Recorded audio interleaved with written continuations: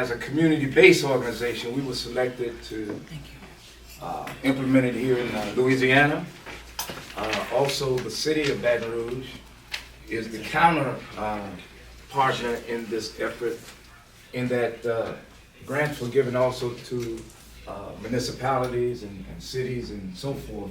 So the city of Baton Rouge has a strategic plan they're working with, and this project, community-based, also has a charge. And so we're going to be sharing some of those objectives with you in just a little bit. Let's start here, brother. You can just go around and tell us who you are and why you're here. My name is Samuel Fan, born and raised most of my life in Baton Rouge. I'm owner of my business called LAP Service. We do roofing and water restoration. I grew up in the Fairfield area, North Baton Rouge, and graduated from Capitol High. So, I kind of seen how everything changed throughout the community. It's something that kind of affects me. I have nieces, nephews, kids, so it's something that's like real big for me. Yes, sir. You're right there. I am Lenice Barnes. I am on the board of directors. Here visiting today, my first time visiting. It's beautiful up in here, very beautiful. Here to just attend the meeting today, see what's going on, and trying to really see what it's all about. Thank you for the invite, Reverend Kelly. Oh, yeah. Live in Chicago, Illinois, raised on the south side, of course, where there are also... The best side. The best side. But there are also, of course, impoverished areas, all across the board, in Illinois, Louisiana. I was actually raised a little bit in Sandy Hook, Mississippi, which is on the borderline of Varnado and Angie, Louisiana. So I'm very familiar with a lot that's going on down here. Yes, ma'am. Reverend? I'm sorry. I can go. Come on, brother. My name is Gary Triplett, Deputy Constable. Came today to be a part of the solution, not the problem. So I've been hearing a lot of good things. I've been coming here, doing the security work for the Reverend and all. Yeah. And I appreciate what they're doing, and I'm just trying to be a part of the solution. Yes, sir. My name is the Reverend Dr. Odell Sterling III, Senior Pastor of the First Mount Calvary Missionary Baptist Church of Chicago, 6111 South Kenwood in the Hyde Park, Woodlawn area. Guest of Lenice, it's just how God works that my son, my 16-year-old son, was murdered July 15th to be 14 years ago. He had just came home from Colorado. He had graduated high school. In fact, he was coming. We were going to go together and go visit the University of Colorado. And July 20th, we were going. They offered him a full scholarship for French. And of course, he was murdered before he had went. And Monday, when I get back to Chicago, when I get back Sunday, Monday evening, so how God works, I'm actually doing the homegoing services of a young man who was murdered in Blue Island. He was resting in his car and a police officer shot and killed him. So, it's a wonderful, I've had a chance to read. I'm a very, very vivid reader and researcher, so I read and I'm very, very astonished at the program that you all have and the things that you are doing, and it is greatly needed. Thank you, Reverend. Appreciate that. Good afternoon. My name is Courtney Hunt, and I'm the research partner for the project. My name is Lisa Broadnax-Jackson, and I am the clinical director of Reality House, and I am the substance use disorder partner All right. with everybody. Good afternoon. My name is Jeffrey Jones. I work here at Red for Life as part of the community engagement team. And I'm just happy to be here and be a part of the project. Looking forward to the meeting.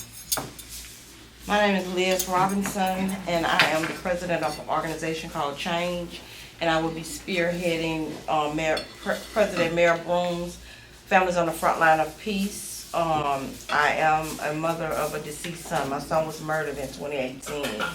And that's how I got on this journey. This is not what I chose to do in my life, but God has placed me into this room, and I take this work very, very seriously.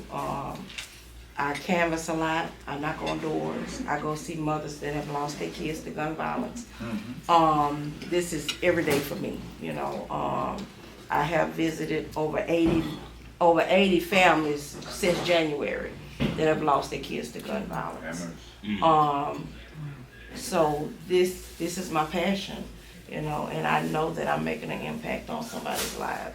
You know, like you said, you can bring them to the water, but you can't make them drink it. Our people are here are hurt, they're full of trauma, you know, because what we know is not normal, they think that it is, and it's gonna take us, all of us, to change those one, those two, and it's gonna take one at a time, you know, to change those lives. So I'm in the community, I'm from the trenches, I go in the trenches, you know, and it's gonna take us to do it. Amen. Keep at it.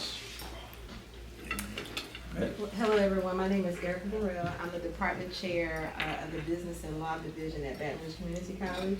And our partnership role in the efforts of Ready for Life are to supply the individuals participating in the program with their educational and technical educational training. I'm on the community engagement team as well. I also record the videos and put them on YouTube and things like that. So we go out into the community, Jeffrey and I, and we speak to residents like Miss Liz and people that are doing, you know, things in the community to help our efforts. So, you know. Great. This just reflects, we changed the title, but we have a weekly orientation for the participants who are referred by the Department of Corrections through the probation and parole, and we take them through a series of orientation as well as intake, and of course then we would refer them to like BRCC and other places for their services. Let me just show you from the project abstract that you have. That's me before the beard and when I was halfway good looking. Come on in, Dr. Sparks. So sorry. I went to Tom Drive. Nobody's there.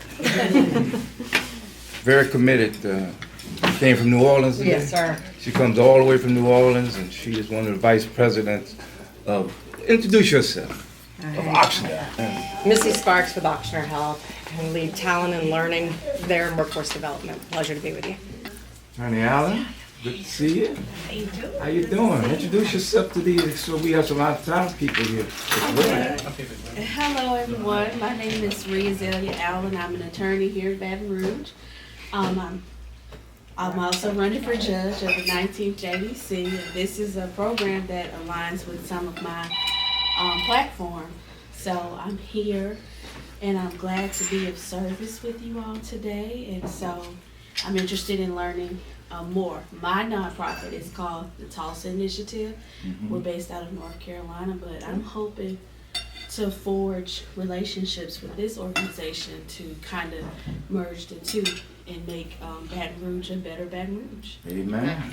And that's what Sister Robinson emphasized, us, and how we have to do this together. And we're strong and better together. And I think, and I've seen these, in fact, this is a model that we've been using since 1996 in terms of the collaboration. And I've always seen when it's always the issue that brings people to the table, right? The violence and crime affects everybody. Right. Our families, incarceration, it's all disparities, all kind of things we know that affect us as people, and especially people of color, right? Disproportionately.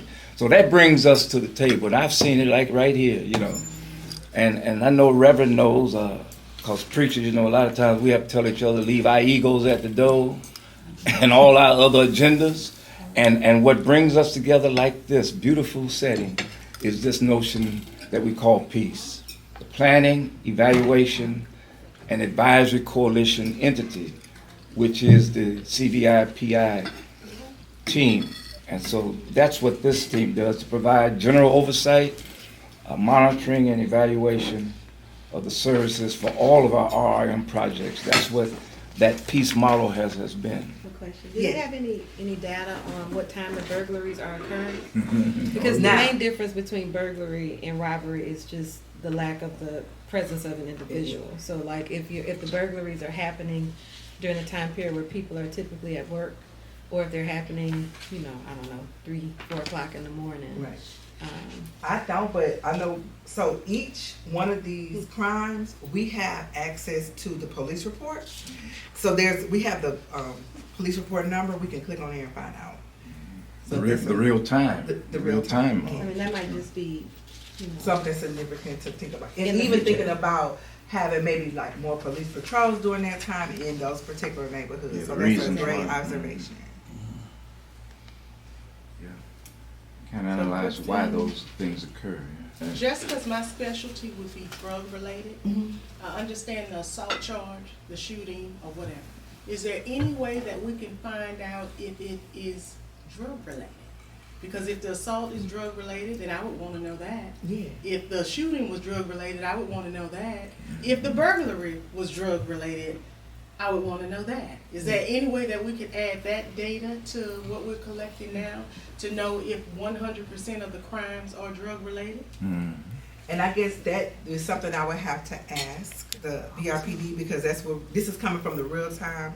Right, but usually it would be in the report. It's gonna They're be gonna in only there. say an assault Yeah. or shooting or whatever, and Yeah, it you never would have to- mention if it's drug related. Well, sometimes Let's if it get that. is drug related, They'll like go to the drug court. if we're dealing, if they're dealers, they're always going to be up with maybe that shooting or a P.E.A.C.E with marijuana, cocaine, controlled abuse, controlled substances, CDS, Schedule 1, Schedule 2, Schedule 3, those kind of things like that. So normally that is in the report, and you can Right. kind of tell whether or not. Now, I have experience in the court system as a criminal staff attorney, civil staff attorney. That's my background. And so basically you can tell whether or not on these reports from these same areas, whether or not they're going to be, drug related. And most times they are. But I would just want to see how it's connected. And just since we're that component for substance abuse. And would Yeah, that you makes be sense, interested in those individuals being referred into the program? Yes. Okay. That was a great presentation. Thank you. Very informative. All right. Thank you for that. And my question is, it's a bigger thing. You know, like the NRA, the guns Yeah. out here prevalent, and you can get a weapon anywhere. Everybody's got guns. So in a perfect world, we would like to see all those charts say zero. Oh, in a perfect absolutely, world, yeah. whether it's a burglary or an assault or whatever.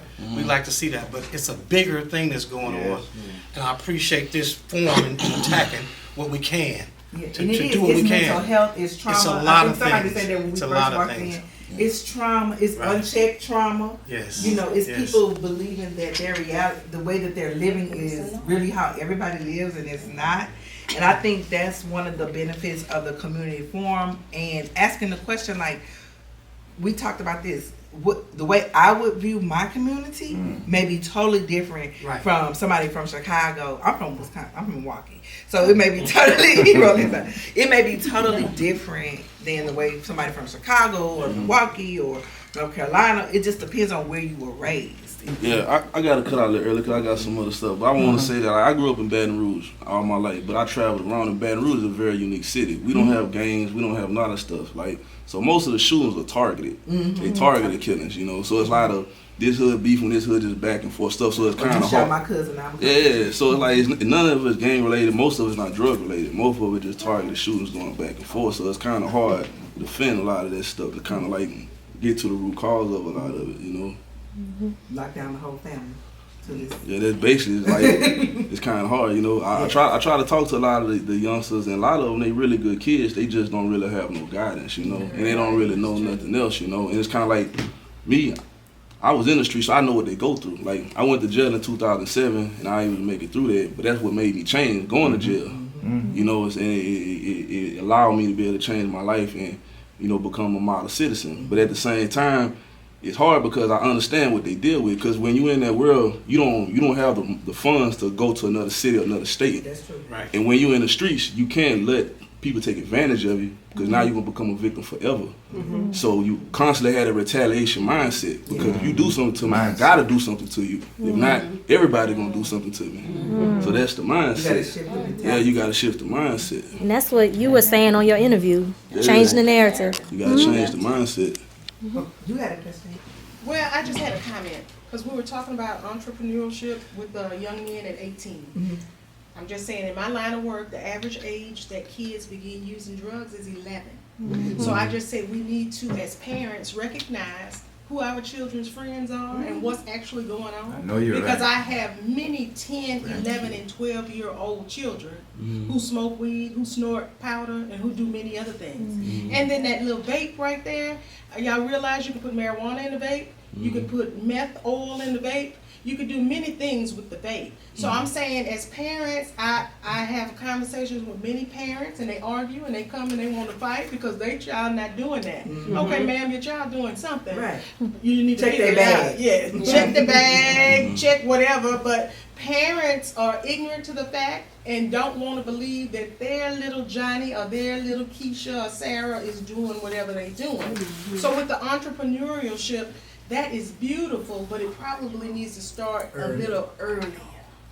Because by the time they're 18, if the average age that children are using drugs is 11, 12 years old, 18, you're a little too late. So maybe if you start that piece at 14, 15 to get them seeing something different by the time they make 18, you know, we'll do something different. And then I'm a mother of 4. I have 3 boys and a girl. So I'm a hound dog type of mother. And if you say good or bad, but I think I produce some beautiful kids and they doing some great things. And then I tell them, as far as my grandchildren, you know, they a little rough around the edges, but they not mine. They don't.